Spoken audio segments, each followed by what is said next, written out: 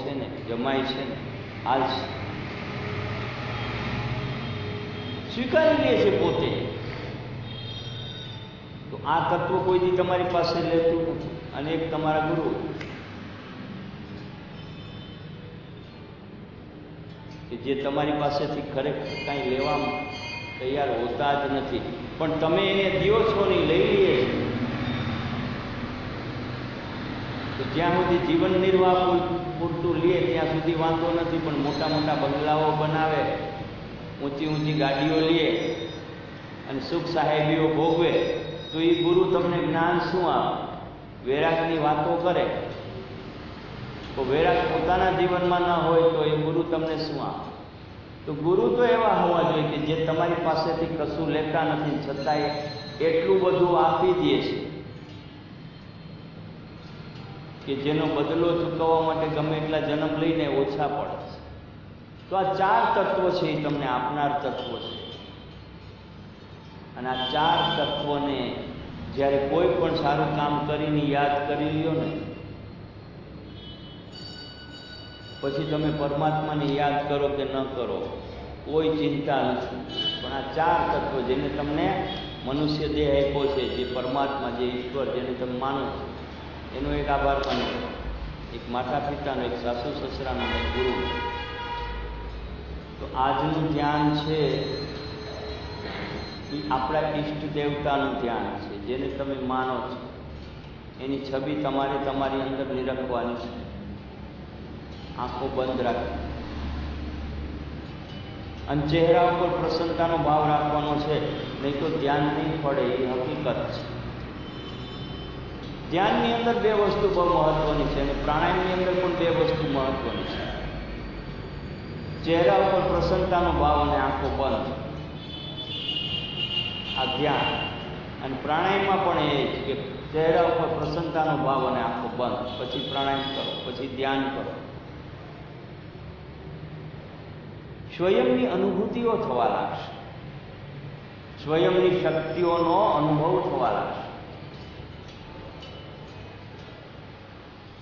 તમારે પ્રશ્ન નહીં કરવો પડે કે મેં કોણ હું, મેં કહાં હું, મુझे ये होश नहीं, मैं कौन હું, હું કોણ છું, હું ક્યાં છું એ મને ખબર નથી. એ પરિસ્થિતિ તમારા જીવનમાં ક્યારે નિર્માણ થાય? તમને ખ્યાલ આવી જશે કે તમે તો તમે જ છો, મતલબ કે મેં હી મેં હું. આ મહામંત્ર છે. જેમ અહમ બ્રહ્માસ્મિ, હું બ્રહ્મ સ્વરૂપ છું, હું બ્રહ્મ છું, એવી જ રીતે મેં હી મેં હું. જરા ટ્રાય તો કરજો. 24 કલાક જ્યારે પણ સમય મળે ત્યારે મનમાં વિચાર કરવાનો કે મેં હી મેં હું. फिर देखो क्या चमत्कार होता है भीतर से. કારણ કે આ જગતમાં તમારું તત્વ એક એવું છે કે મેં હી મેં હું. વ્યક્તિ એ વ્યક્તિનું તત્વ મેં હી મેં હું.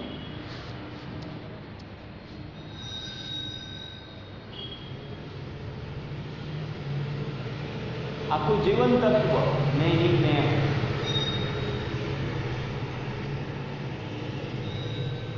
मेरे अलावा इस दुनिया में कुछ है नहीं.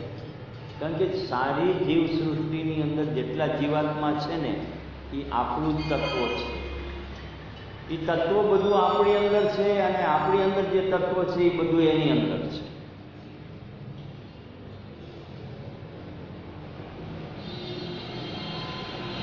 તો તમારે શું વાવવું છે તમારા અંતર્મનના ઊંડાણની અંદર, અને અંદરથી શું પ્રાપ્ત કરવું છે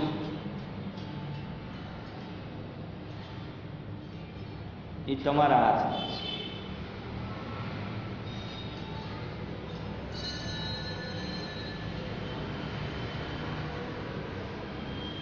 પરમાત્માને ખરેખર પ્રેમ કરતા હશો ને, ખરેખર માતા પિતાને પ્રેમ કરતા હશો, ખરેખર સાસુ સસરાને પ્રેમ કરતા હશો, ખરેખર તમારા ગુરુને તમે પ્રેમ કરતા હશો, તો અંતર્મનના ઊંડાણની અંદર ઉત્પન્ન થતા પ્રશ્નનો જવાબ પણ અંદરથી મળી જશે.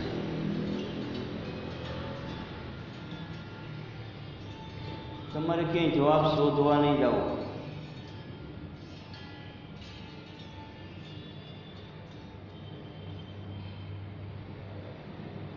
કારણ કે તમારી સમસ્યા છે ને એ જ પરમાત્માની સમસ્યા છે. તમે જેટલા ખુશ એટલા પરમાત્મા ખુશ. કારણ કે આ શરીરમાં કોઈ એવું તત્વ બાકી નથી રાખ્યું એને કે જે શક્તિ તમારી પાસે ન હોય. તમારી શક્તિઓનો તમે બરોબર ઉપયોગ ન કરી શકો, એને એમને વેડફી નાખો. એના માટે પરમાત્મા જવાબદાર નથી. પરંતુ આપણે હાલતા ને ચાલતા બધું ભગવાનને ઉપર છોડીએ છીએ. ભગવાન તું મારું આટલું કામ કરી દેજે, આટલું આમ ધ્યાન રાખજે. તો પછી તમારે તમારી જાત માટે શું કરવાનું છે? પરાવલંબી બનો, સ્વલંબી બનો અને ચહેરા ઉપર પ્રસન્નતાની ભાવ રાખીને જિંદગી જીવવાની શરૂઆત તો કરો. બહુ મજા આવશે. આનંદ અને મંગલની પ્રાપ્તિ થવા લાગશે. આપણે ત્યાં ભગવાનની પૂજા હોય ને ત્યારે પહેલાના બ્રાહ્મણો એક બહુ સરસ મજાની આરતી ગાતા, બહુ મજા આવે. આનંદ મંગલ કરું આરતી, હરિ ગુરુ સંતની સેવા, પ્રેમ ધરી મંદિર પધરાવો, ચાલીસા રામની સેવા, આનંદ મંગલ કરું આરતી. હવે બી ગઈ વાત લોકો ભૂલી ગયા, નવી નવી શરૂ થઈ. જગત પરિવર્તનશીલ છે, આ વસ્તુ સમજી લઈ. જૂનું બહુ પકડી રાખવાની જરૂર નથી, પણ નવું છે નવું નિર્માણ કરવાની જરૂર છે. અત્યાર સુધી ધ્યાનની પદ્ધતિ હતી, એક જ પદ્ધતિ હતી, બેઠા બેઠા ધ્યાન કરવા. અમુક પ્રાણાયામો એવા હતા કે જે બેઠા બેઠા જ કરવાના. સૂતા સૂતા પ્રાણાયામની પદ્ધતિ હતી જ નહીં, પણ તો આપણે ડેવલપ કરી. સૂતા સૂતા ધ્યાન કરવાનું આપણે ડેવલપ કર્યું અને એનાથી બહુ ફાયદો થાય છે. આ તમે જે પલોઠી વાળીને સુવો ને, કમરનો દર્દ કોઈ દી ન થાય. ધ્યાનની અંદર પલોઠી વાળીને સુવો, કમરનું દર્દ ક્યારેય ન થાય, હાડકાના દર્દ ક્યારેય ન થાય. શરીરની શક્તિઓ વધવા લાગે, ઉર્જાઓ વધવા લાગે. સ્પાઇનલ કોર્ડને લગતી કોઈ પ્રોબ્લેમ ન રહે, ગરદન અને પીઠના દર્દો ન રહે. અને ધ્યાન કરવામાં એટલી બધી સરળતા ઉત્પન્ન થાય. કેમ થાય કે કલાકો સુધી આ સ્થિતિમાં આપણે રહીએ, એટલે આપણે જે સુખોથી વંચિત યુગો યુગોથી, જન્મો જન્મથી છીએ, એ સુખોની પ્રાપ્તિ ધ્યાન દ્વારા. અણસમજના એંધાણો જેટલા હોય છે એ બધા નાશ પામી જાય છે અને સમજણના એંધાણો એટલે કે જ્ઞાનનો પ્રકાશ દિવ્ય તમારી અંદર પ્રકાશિત થવા લાગે છે. પછી તમારે શરીરની અંદર આવતી સમસ્યા માટે બીજાનું માર્ગદર્શનની બહુ જરૂર નથી પડતી. સ્વયં તમને ખબર પડવા માંડે છે. કાલ મારા પત્ની એમની બેનને ત્યાં ગયા હતા. ત્યાં એમના અમુક સગા સંબંધીઓ મળ્યા, તો એમને કોઈને સાંધાના દર્દો કે પ્રોબ્લેમ હતો તેનું માર્ગદર્શન દેવા માંડ્યા. શું કામ? ખુદ યોગ કરે છે અને કરાવે છે.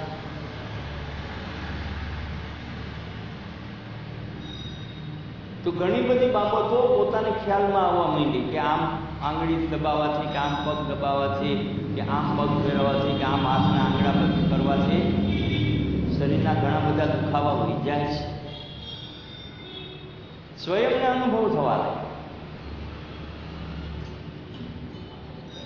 અહીંયા બીજા બધા જે જેનો યોગ કરાવે છે એ ગમે ત્યાં ગમે તે પ્રસંગમાં ગયા હોય તો જરાક પગ તકલીફ વાળું જોઈએ તો તરત એને માર્ગદર્શન દેવાનું. એ શું બતાવે છે? યોગથી તમારું જે જ્ઞાનનું ચક્ર છે એ વિકસિત થવા લાગે છે. અજ્ઞાનતાનો અંધકાર દૂર થવા લાગે છે. તો જીવનમાં સફળતાઓ મારે તમારે મેળવવાની છે, અને એ બીજા માટે નહીં, આપણા ખુદ માટે. જે કંઈ પ્રાપ્ત કરી રહ્યા છે ખુદ પ્રાપ્ત કરી રહ્યા છે. અત્યારે તમે ધ્યાન કરો છો ને એની અંદર જે તમને અનુભૂતિ થઈ રહી છે એ તમારી પોતાની આબાધિત છે. એની અંદર કોઈ ભાગ પડાવી શકે એમ. તમારા વિચારો કેટલા પોઝિટિવ છે, તમે કેટલા સકારાત્મક છો, તમારી આંખો તમે કેટલી બંધ રાખી શકો છો, તમારા ચહેરા ઉપર પ્રસન્નતાનો ભાવ તમે કેટલો ટકાવી શકો છો, આની ઉપર બધું ડિપેન્ડ છે. અને અઘરામાં અઘરું કામ હોય ને તો માણસે પોતાના ચહેરા ઉપર પ્રસન્નતા ટકાવી રાખે. મુશ્કેલ કામ છે,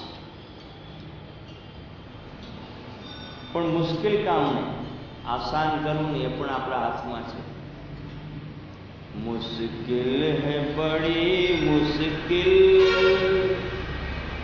चेहरे पे प्रसन्नता लाना, मुश्किल है बहुत मुश्किल. એક કામ મુશ્કેલ છે, ધ્યાન કરવું અને સ્થિરતા પ્રાપ્ત કરવી એ પણ મુશ્કેલ છે. मुश्किल है बहुत मुश्किल इस शरीर से ध्यान करना, इस शरीर से ध्यान करना બહુ મુશ્કેલ કામ છે. પણ પરમાત્માએ દરેક કામને આસાન બનાવવાની ટેકનિક પરમાત્માએ તમે જ્યારે મનુષ્ય અવતાર ધારણ કર્યું ત્યારે આપી દીધી છે.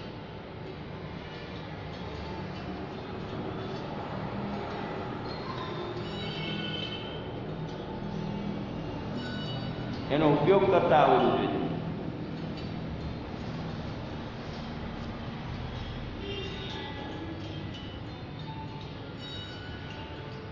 જો તમે એનો ઉપયોગ ન કરી શકો તો તમારો ઉપયોગ કોઈ ન કરી શકે. આ તમારી આંખો છે એ તમારા માટે છે, આ તમારા બે હાથ છે એ તમારા માટે છે,